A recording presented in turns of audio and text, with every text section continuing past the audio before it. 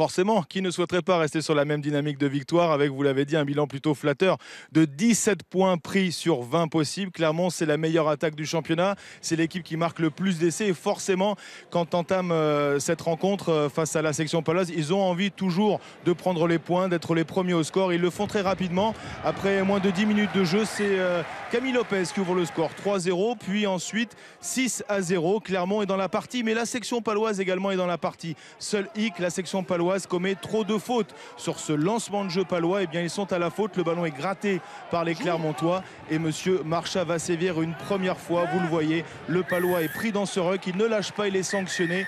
Et après moins de 10 minutes de jeu, eh bien, ils sont déjà à 14. 16 minutes de jeu exactement. Ils sont à 14 avec le carton jaune reçu par Campo. C'est le 10e carton jaune pour l'équipe de Simon Mannix en seulement 5 rencontres. Et ils vont le payer très cher, ce carton, les Palois. Parce qu'ils s'accrochent en défense, oui, mais la machine clermontoise se met en marche comme souvent. On alterne au près, au large, des joueurs de qualité. Strettel, l'anglais, retrouve Rougerie. Nous sommes à 5 mètres de l'embut de la section paloise. Et sur ce long mouvement, le premier mouvement d'envergure des Auvergnats, eh bien, c'est Sébastien Vahamaina qui conclut en coin. L'arbitrage vidéo sera demandé, mais ce sont les Clermontois qui mènent après 24 minutes de jeu 11-0 face à la section paloise. Les Palois sont privés de ballon, ils s'accrochent en défense, ils font tomber, mais hélas, trop souvent près de leur ligne, eh bien, ils reculent, ils commettent des fautes de placement, peut-être ici avec l'appel d'Adrien Planté qui va se faufiler, qui va alerter grand large. Non, c'est contré, le ballon va revenir du côté auvergnat et sur cette transmission d'Aben Danone,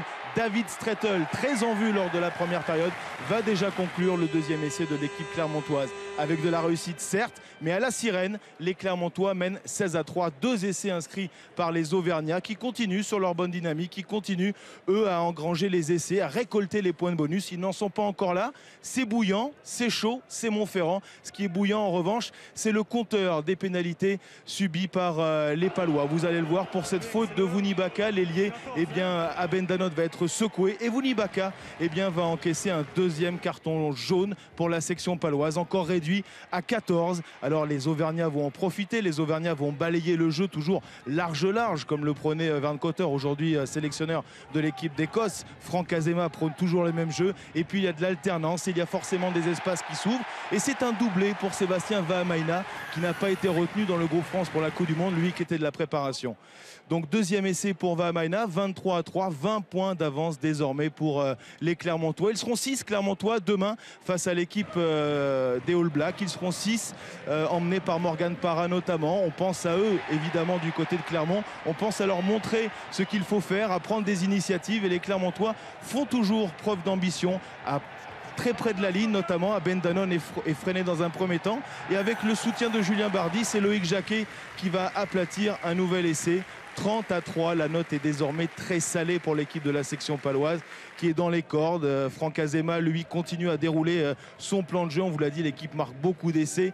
15 avant cette rencontre en seulement 4 matchs pour l'équipe de Clermont. Mais voilà, l'équipe de Clermont va laisser un petit peu d'énergie sur ces séquences et va laisser aussi des espaces à l'équipe de la section qui va s'accrocher avec Charlie Mallier qui va ensuite libérer Vounibaka qui a pris un carton jaune 10 minutes avant et qui revient sur la pelouse pour marquer cet essai pour l'honneur pour la section paloise.